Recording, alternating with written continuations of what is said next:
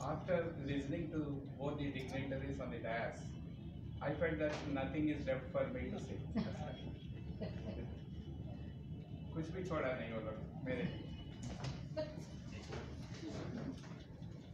फिर भी कुछ कहना है। If I want to say something. Sir, there is a point. Second point.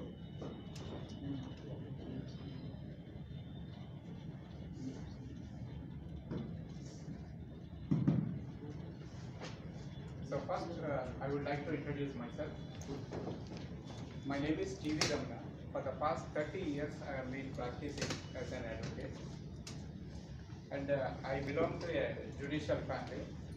Total 18 number of advocates are still practicing from my family, including a High Court Justice.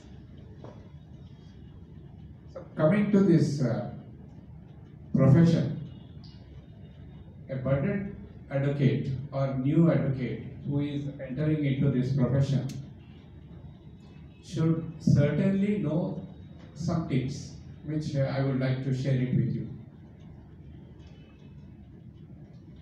First of all,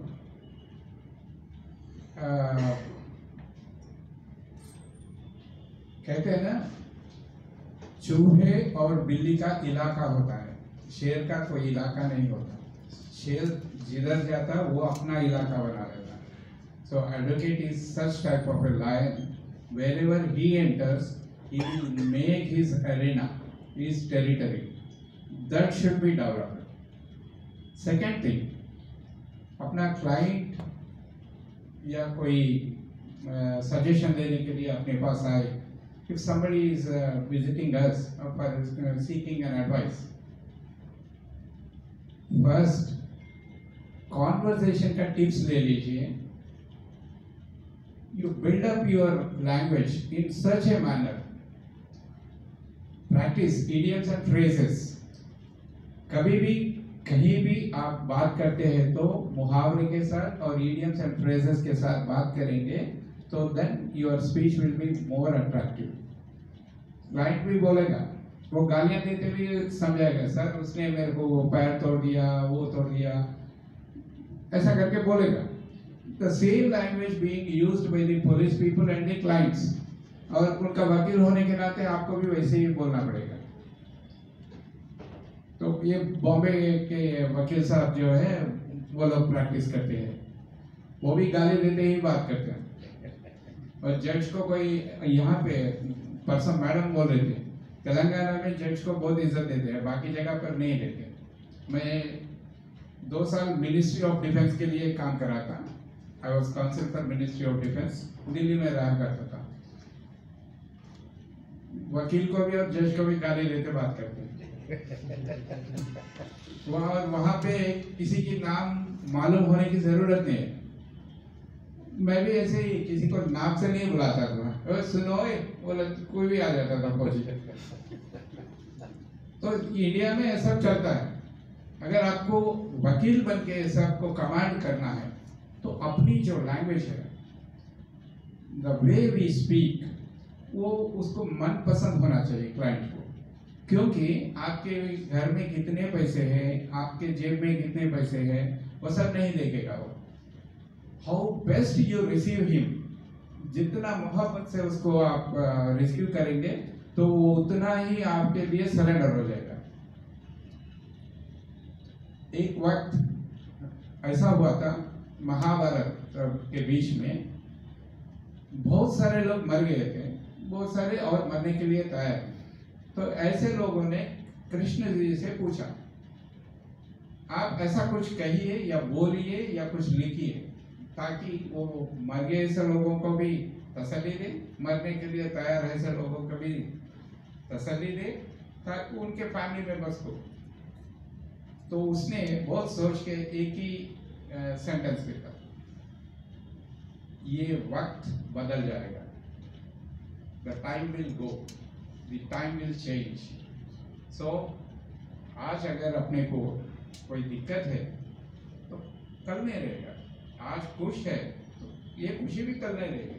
the time will continuously changing. So ये advocate से ये सब लेने की क्या जरूरत है. Advocate को इररिलेवेंट कोई भी नहीं रहता. When you choose this profession, there is no such irrelevancy. दुनिया में कुछ भी चलता है, ప్రపంచంలో ఏది జరిగినా కూడా అడ్వకేట్కి అవసరం. ట్రంప్ ట్యాక్సులు వేస్తున్నాడు అంటే కూడా మనకే అవసరం.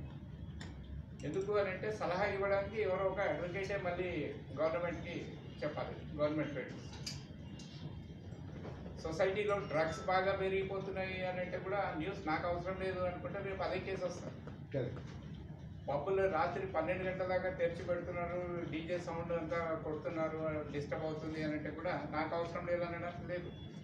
ఎందుకు అని అంటే ఇవన్నీ మనకి నాలెడ్జ్ ఉంటేనే ఆ క్లయింట్ అప్రోచ్ అవుతుంది, మనం సరైన సలహా ఇస్తాము, ఆ కేసుని డీల్ చేస్తాము.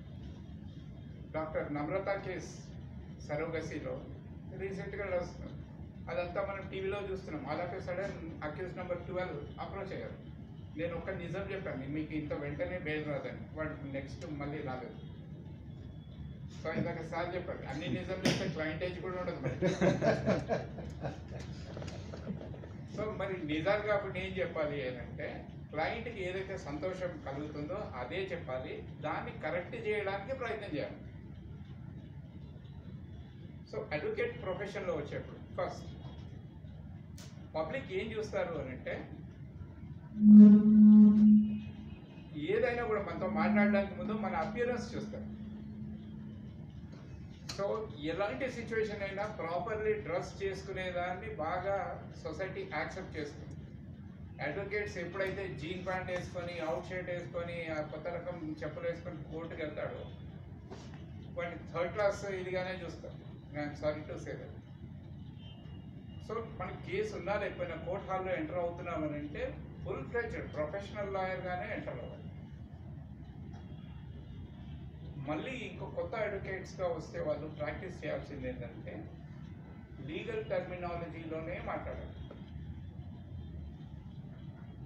ఆ టర్మినాలజీ ఎంత అలవాటు అవుతుంది అంత ప్రొఫెషనలిజం బయటకు వస్తుంది. People will start accepting. కొంతమంది స్టోరీ లాగా చెప్తుంటారు. క్లయింట్స్ వచ్చినప్పుడు ఏం చెప్తారు, ఒక ఫాదర్ ఉన్నాడు, 2 కొడుకులు, ఒక కూతురు, 3 ప్రాపర్టీస్ ఉన్నాయి, ఇలా చెప్తూ ఉంటారు. సో ఇది లేమ్యాన్ చెప్పుకోవడానికి చెట్టు కింద పంచాయతీలో మాట్లాడడానికి బాగుంటుంది. బట్ మనం ప్రొఫెషన్కి వచ్చేటప్పటికి లీగల్ టర్మినాలజీనే యూజ్ చేయాలి. విల్ని విల్లే అనాలి, సక్సెషన్ని సక్సెషనే అనాలి. Unless and until you don't use these terminology, client will not accept you as a counsel for you. ఇంకా కొత్త అడ్వకేట్స్ ఎప్పుడు కూడా don't ever visit police stations. ఆ పోలీస్ స్టేషన్ వాళ్ళు ఏం చేస్తారు అని అంటే అడ్వకేట్ అనేవాడిని, సార్ మీరు ఇంత పెద్ద మనిషి వచ్చారు కదా, మీ క్లయింట్కి చెప్పండి ఎంత ఇస్తాడు అని. సో మనల్ని మీడియేటర్గా మార్చేస్తారు. మనము లా చదువుకుని లాలో ప్రాక్టీస్ చేయడానికి కోర్టులో we want to present our self in an professional manner as well as we want to become an successful advocate. కానీ పోలీస్ స్టేషన్స్కి ఎప్పుడైతే విజిట్ చేస్తారో he will turn you into a mediator. మీ క్లయింట్కి చెప్పండి ఎంత ఇస్తాడో వదిలేద్దాం, లేకపోతే అదర్ సైడ్ ఇస్తా అంటున్నాడు తీసుకొని వదిలేద్దాం. సో దిస్ టైప్ ఆఫ్ ప్రాక్టీస్ని మీరు అలవాటు చేసుకోకూడదు. నెక్స్ట్, ఇది నోబుల్ ప్రొఫెషన్ అండి. మనం వచ్చాం కాబట్టి అది నోబుల్. అయితే జాయిన్ అయిన వెంటనే డబ్బులు రావు ఇది ఉంటుంది కదా. సో దీంట్లో కూడా టెక్నిక్స్ ఉన్నాయి. నాకు 8 జూనియర్స్ ఉన్నారు. 8 జూనియర్స్ ఏం చేస్తారు అని అంటే వాళ్ళ కేసెస్ కూడా వస్తాయి. వాళ్ళ ఇంటి దగ్గర కూడా వాళ్ళ రిలేటివ్స్లో కూడా కేసెస్ తీసుకొస్తారు. నా పేరుతోనే వేస్తారు. అందులో వచ్చిన ఫీజు 0.5% వాళ్ళకి ఇస్తాం. సో కొత్తగా వచ్చే అడ్వకేట్స్ ఎవరైనా ఉంటే సీనియర్తో టైఅప్ పెట్టుకుంటే, సార్ నా కేసెస్ తెచ్చుకున్నప్పుడు నాకు ఇది ఇవ్వండి అని, అప్పుడు ఇద్దరికి ఇంట్రెస్ట్ ఉంటుంది, ఇన్కమ్కి ఇబ్బంది ఉంటుంది. సో ఎప్పుడు ఇంగ్లీషే మాట్లాడాలా అని అంటే ఇంగ్లీష్తో పాటు లోకల్ లాంగ్వేజ్, రీజనల్ లాంగ్వేజ్ ఇవన్నీ కూడా కమాండ్ ఉండాలి. కమాండ్ లేకపోతే ఇప్పుడు ఫర్ ఎగ్జాంపుల్ రాయలసీమ నుండి వచ్చిన జడ్జెస్ ఏం చెప్తారంటే స్టాంప్ పెట్టండి అంటే దీన్ని కల్పించండి అంటారు. కల్పించి ఇవ్వండి. కల్పించడం అని అంటే బైటింగ్ ఇక్కడ సో నేను కర్నూలులో కడపలో ఫ్యాక్షన్ కేసెస్ కూడా చేశాను. ఆ టైంలో లాంగ్వేజ్ అంతా కూడా అట్లాగే ఉంటుంది అనమాట. సో వాడు ఈ తూరి వచ్చినప్పుడు మరి చెప్తాను కానీ నువ్వు మరి మాట్లాడుకో అంటాడు. అది మనకు అర్థం కాకుండా ఏం క్రాస్ ఎగ్జామిన్ చేస్తాం. తూరి అంటే ఈసారి నువ్వే మా వాళ్ళ మాట్లాడుతూ అంటాడు. ఈ స్లాంగ్, ఈ మాడ్యూల్ మనకి ఎప్పుడైతే మనకి ఈ రీజనల్ది అర్థం కాదు, మనం క్రాస్ ఎగ్జామిన్ చేయలేము, వాడిని అర్థం చేసుకోలేము, వాడు బెదిరిస్తున్నాడా మనకు అనుకూలంగా చెప్పాడో తెలియదు. సో కాబట్టి ఇర్రెలవెంట్ అనేది భాషలో ఇది అది తేడా అనేది దేనిపైన నవ్వడానికి లేదు. మనకి అది అవసరం, మనం ఆ ప్రొఫెషన్లో ఉన్నాం కాబట్టి మనం ఎంత అయితే అడాప్ట్ చేసుకుంటామో అంత ఎక్స్పోజ్ చేస్తాం, అంత ఫ్రెంచింగ్ ఉంటుంది. సో ఈ ప్రొఫెషన్లో ఇంకా నా కూతురు కూడా అతి త్వరలో రాబోతోంది ఇదే ప్రొఫెషన్లోకి. వాళ్ళకి నేను ఇచ్చే ఈ టెక్నిక్స్ ఇవి ఏం చెప్తుంటానంటే, ఎప్పుడైనా సీనియర్ అడ్వకేట్స్ కోర్టులో ఆర్గ్యూ చేస్తూ ఉంటే ఈయన గంట సేపు చేస్తాడు, మళ్ళీ వద్దాం పద కాఫీ తాగని వెళ్తారు అడ్వకేట్స్. ఇప్పుడు సార్కి 30-40 years స్టాండింగ్ అంటే ఎక్కువ ఉంటుంది రాజిరెడ్డి సార్. ఈ 40 years ఎక్స్పీరియన్స్ని when he's presenting before the court of law, అప్పుడు మనం వెనకాల కూర్చొని ఉంటే ఈ 40 years ఎక్స్పీరియన్స్ నాకున్న ఎక్స్పీరియన్స్ రెండు యాడ్ అవుతాయి.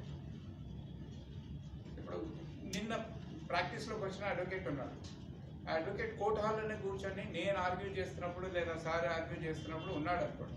జడ్జ్ విల్ ఆస్క్, మీరు లేటెస్ట్ జడ్జ్మెంట్ చూడలేదా, మీరు అది ఎందుకు ఫైల్ చేయలేదు అని అంటే he will read it out. అక్కడ కూర్చున్న వ్యక్తికి తెలుస్తుంది. మనం బయట కాఫీ తాగేవాడికి ఇక్కడ ఏం జరిగింది, what is the need, necessity, demand of the court అనేది వాళ్ళకి తెలియదు. Unless and until this gentlemen are the person present over here reveals there. So ఇక్కడ మనం 10 మందే ఉన్నాము అనే ఫీలింగ్ కాదు, ఇక్కడ మనం ఏది విన్నాం అనేది man to man direct version ఉంది. మనం వెళ్ళి బయటికి చెప్తే గనక అప్పుడు వాళ్ళకి తెలుస్తుంది. So what I mean to say is, court hall ఖాళీగా ఉందని, జడ్జి ఒక్కడే ఉన్నాడు, ఒక్కడే అడ్వకేట్ ఉన్నాడని అందులోకి పోవడానికి ఇష్టపడరు. కానీ అక్కడ కూర్చుంటే జడ్జి వేసే క్వశ్చన్స్, ఇతను ఇచ్చే ఆన్సర్స్, ఈ రెండు కూడా మనకి ఫ్యూచర్లో రాబోయే కేసెస్కి. నేను ఒక ఇన్సిడెంట్ చెప్తాను. నేను I hope so after completing my law, నేను డాక్టర్ సిఎస్ సుబ్బారావు అని ఉన్నారు. ఈ supreme court as well as high court of AP the then. ఆయన దగ్గరికి వెళ్ళి, సార్ నేను మీ దగ్గర జాయిన్ అవుతానని చెప్తే టైపింగ్ వచ్చా అన్నాడు.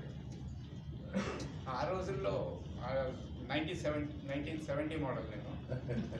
ఆ రోజుల్లో 10th అయిపోగానే టైపింగ్ అనేది కంపల్సరీ. టైపింగ్ వచ్చేసరి నేర్చుకున్నాను. దెన్ హీ సెడ్ సాయంత్రం నుండి వచ్చేసాను. సాయంత్రం వెళ్ళాను. So he started giving dictation. రాశాను. రాసిన తర్వాత టైప్ చేసి నాకు ఇవ్వమని చెప్పాను. రాసిందని ఆయన చూసి గ్రామటికల్ మిస్టేక్స్ ఏమైనా ఉన్నాయా, స్పెల్లింగ్స్ కరెక్ట్ ఉన్నాయని చెక్ చేసుకున్నాడు. తర్వాత అప్పుడు నాకు ఏం చేశాడో తెలియదు. టైపింగ్ చేస్తే ఓకే. సో దెన్ ఈయన ఏం చేశాడంటే, ఇక్కడ నాకు ఫైల్స్ ఉన్నాయి, నీకు నచ్చింది ఏదో ఒక ఫైల్ తీసుకోమన్నాడు. ఒక ఫైల్ తీశాను.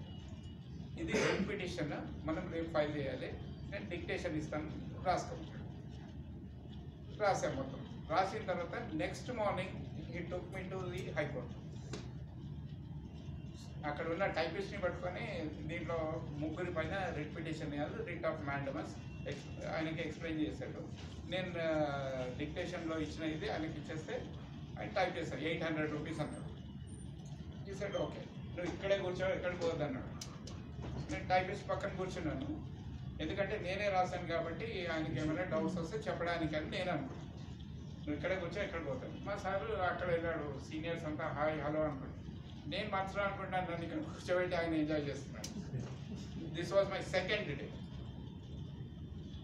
సో ఇతను టైప్ చేసేవాడు, నీ పేరేంటి అని అడిగాడు. చెప్పాను. ఏ కాలేజ్ చదువుకున్నావు చెప్పాను. టైపింగ్ వచ్చా అంటే వచ్చాను. మీ సీనియర్ చెప్పినా అలాగాడుగా నువ్వు టైపిస్ట్ కానికి వచ్చావా జూనియర్ కావడానికి వచ్చినావా అన్నాడు. ఇప్పుడు టైపిస్ట్ కూడా అట్లా తీస్తుంటే సెకండ్ డే నేను సార్ చెప్పేసిన ఇప్పుడు ఆడు నేను ఫుల్ టైపిస్ట్గా వాడుకుంటాడు, ఇక నేను అంత లైఫ్ అంతా అదే అది ఏం చేయలేము. ఇంకా టైపింగ్ అయిపోయింది. ఆయన వచ్చాడు 800 రూపీస్ కట్టి ఇచ్చాడు. సార్ ఫైల్ చేయాలి అని అంటే వద్దు. So the case entire case was made ready, but he did not made me to file. అది ఇంటికి తీసుకెళ్ళిన తర్వాత చెక్ చేస్తూ ఒకసారి దాంట్లో ఏమేమి ఉన్నాయో ఎట్లా అతను అసెంబుల్ చేశాడో చూసుకున్నాను. నేను చూసుకోమంటే రాసుకున్నాను. ఫస్ట్ పేజ్ సెకండ్ పేజ్ ఏది ఉంటుంది, ఇది దీనికి ఇంత స్టాంప్ వేసుకుంటాం. సో నెక్స్ట్ మార్నింగ్ వెళ్ళి ఫైల్ చేయమన్నాడు. వెళ్ళి ఫైల్ చేశాను. ద నెక్స్ట్ డే అది లిస్ట్లో వచ్చింది. అండ్ ఆర్డర్ కూడా వచ్చింది. సెకండ్ కేసు మళ్ళీ ఇంకొకటి తీసుకొని వచ్చాము, సేమ్ పర్సన్. ఇంకా ఆయన నువ్వు ఏమున్నా నా దగ్గరికే వచ్చాయి, ఒకవేళ ఏదున్నా కూడా నేను లేకపోయినా నువ్వు you wait here, I come. నేను సీట్లో లేనని వేరే టైపిస్ట్కి ఇవ్వద్దు, ఇక్కడే ఉండాలి. సరే. సెకండ్ కేసు అయితే థర్డ్ కేసు ఆయన ఇంటికి వచ్చిన తర్వాత చెప్పాడు, నీకు నేర్చుకున్నావు కదా, నువ్వు ప్రిపేర్ చేస్తావా, నేను డిక్టేషన్ ఇస్తాను. ఓకే సార్ చేశాడు. ఫైల్ చేసిన తర్వాత it was not listed in the case. Sir నేను అన్నీ పెట్టాను సార్, అది కాలేదని టెన్షన్ ఫీల్ అయ్యాను. ఊరికే కంగారు మాస్టర్ ఉన్నాం, యూ కమ్ టు హోమ్ అన్నాడు. ఇంటికి వెళ్ళిన తర్వాత ఎస్టర్డే డే బిఫోర్ ఎస్టర్డే ఎంతమంది రెస్పాండెంట్స్ ఉంటే 3 సార్. ఈరోజు 5. మరి మిగతా ఇద్దరికి కూడా నువ్వు బేటా అవన్నీ కట్టాలి కదా, స్టాంప్స్, రూల్ నీసీ ఫార్మ్స్ ఇవన్నీ పెట్టాలి కదా. పర్సన్ వైజ్ పెట్టాలా రెస్పాండెంట్ అనేది అప్పుడు. So as per that objections అన్నీ వచ్చిన తర్వాత దాన్ని క్లియర్ చేసి రీసబ్మిట్ చేశాను. నంబర్ అయిన తర్వాత వివిఎస్ రావు గారి దగ్గర. So he was arguing the case. అది రెడ్డి ఈరోజు నంబర్ అయితే రేపు బెంచ్ పైనకి వస్తుంది. అలా నంబర్ అయిన తర్వాత ఇట్లా అడిగాడు, ఏమైనా ఇంప్యూర్డ్ ఆర్డర్ నెగ్లెక్ట్ చేసావా. సో వివిఎస్ రావు ఆయన బెంచ్ పెడితే, mister you address the bench not among your self. No, my lord, I am seeking instructions. Instructions from whom? No, he is my junior colleague. He is the author of that report. Is that so? Then why don't you make him argue the case? ఏమయ్యా చేస్తామంటే చేస్తాను sir. Then I argued the case. It was on 4th day of my practice. So because I myself has scribed it, typed it, corrected it, presented it, and complied the objections, I became the master of that case. So that was my beginning. That was my first case, and since then I am still practicing. Because of that gentleman. Typing? I myself, till today, I myself will be typing for my own cases. So typing చేపిస్తున్నాడా, రాసుకోమంటున్నాడా, form fill up చేయమంటున్నాడా, ఇది ఏది కూడా ఊరికే waste కాదు. చెప్తారు కదా, every stranger is a friend but unintroduced. In the same manner a work నేర్చుకున్నా వెంటనే పని రాదు, కానీ రేపో ఎల్లుండో ఇదే వస్తుంది. ఫర్ ఎగ్జాంపుల్, మనం రోడ్ మీద పోతుంటే అరే నక్కో జాగ్రత్త పోలీసులో అని చెప్పి పోతుంటారు. అది హెల్మెట్ లేని వాళ్ళకి చెప్పుకుంటూ ఉంటారు.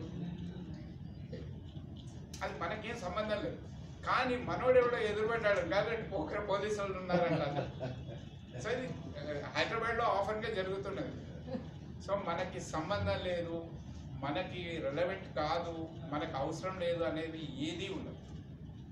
చిట్ ఫండ్ బిజినెస్ తీసుకోండి, గుండాలను తీసుకోండి, కత్తులు తీసుకోండి, బంగ్లాదేశ్ వాళ్ళని తీసుకోండి, ఏ నేరం జరిగినా ఏ న్యూస్ వచ్చినా అదంతా కూడా మనకే సంబంధం. So advocate is jack of all, master of none. ఎందుకు మాస్టర్ ఆఫ్ నన్ అంటున్నామని అంటే we are practising advocates. Law is changing everyday. కొత్త కొత్త జడ్జ్మెంట్స్ వస్తాయి. ప్రీవియస్లీ చెక్ బౌన్స్ కేసెస్లో కంప్లైనెంట్ జ్యూరిస్డిక్షన్ ఉండేది, బ్యాంకర్స్ జ్యూరిస్డిక్షన్. మధ్యలో ఏం చేస్తారు, accuse jurisdiction. So every accused belongs to Uttar Pradesh, Faridabad, what you say ఎందుకంటే ఆ బిజినెస్ పీపుల్ అక్కడ మెయిన్ బ్రాంచ్ ఉంటుంది, ఇక్కడ బిజినెస్ చేస్తారు, చెక్కులు అక్కడ ఇస్తారు, అక్కడ బౌన్స్ అవుతాయి. సో ఈ కేసెస్ అన్నీ అక్కడ ట్రాన్స్ఫర్ అయ్యి ఆఫ్టర్ 1 year ఇదేదో something going against this thing అని చెప్పేసి మళ్ళీ కంప్లైంట్స్ జ్యూరిడిక్షన్ చేశారు. And I am during that period, many of my clients saved because in the inter-transfer cases they were missed, and so many Yes. clients they saved. No cases were gone.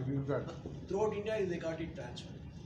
The under judgment Supreme Court has given in that, just for one reason, because the people are filing the cases against the accused who are somewhere the Other part of the other state. parts of the state. In Hyderabad they are filing.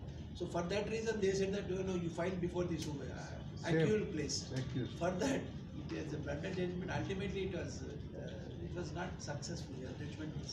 Okay. So young advocates, newly enrolled advocates, ఫర్దర్గా compulsory కొన్ని duties ఉంటాయి చేయాల్సింది.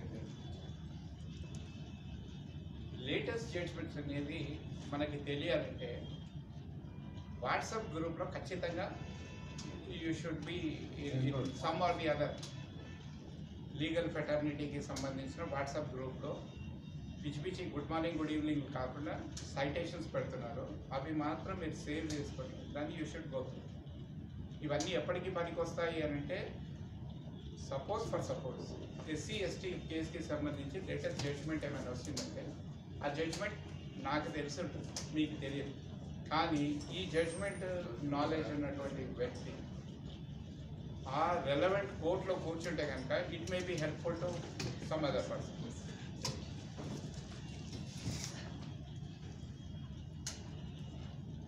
So budding advocates, efficiency in the language, efficiency in presenting their cases,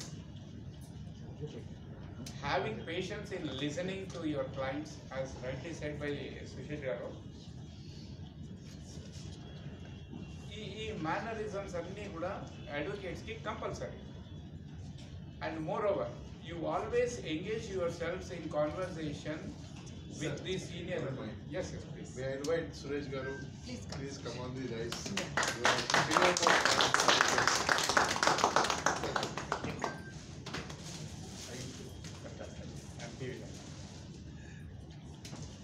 One minute.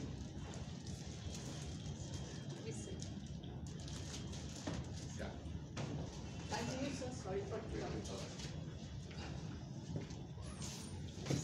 Young advocates ఎప్పుడు కూడా senior advocates లాకి సంబంధించి conversation with legal టర్మినాలజీతో చేస్తే the same thing, same efficiency will be transferred to you.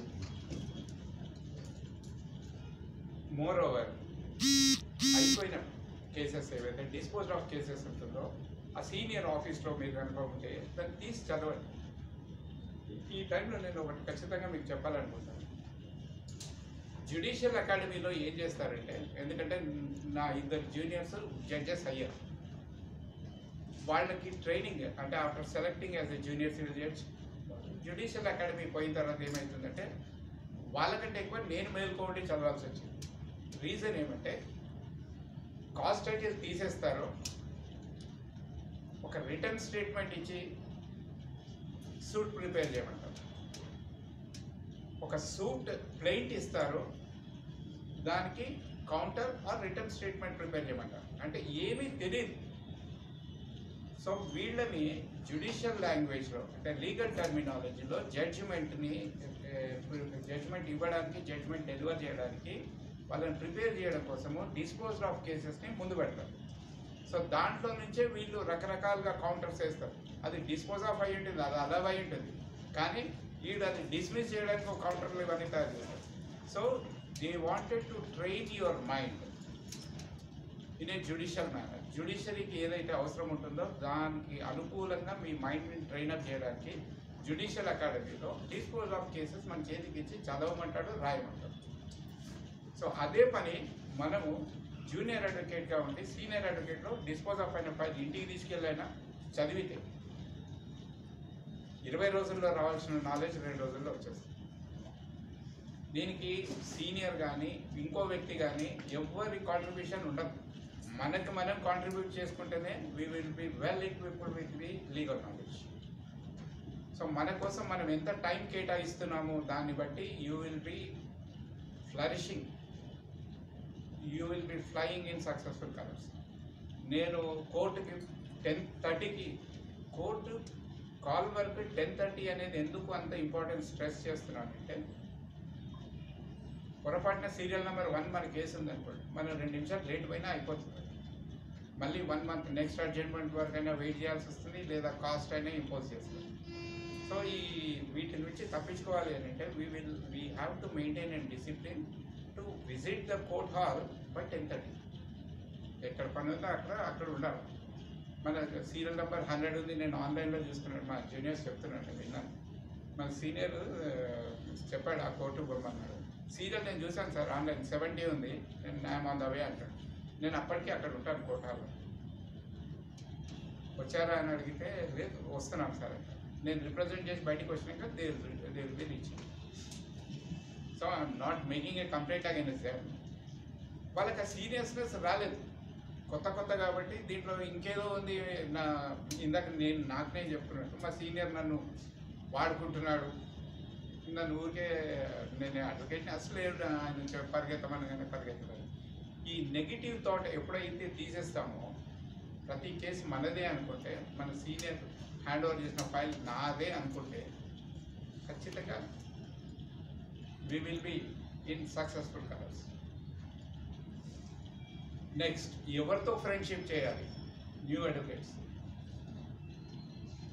మొత్తం ప్రపంచం అంతా గుర్తించినాక మన చుట్టాలు గుర్తిస్తారు. నాకు ఇంత పెద్ద ఫ్యామిలీ ఉంది, రిలేటివ్స్. ఆ రిలేటివ్స్ ఫస్ట్ ఆఫ్ ఆల్ మా వాడు అడ్వకేట్ అని కూడా ఎవరికి చెప్పాలి.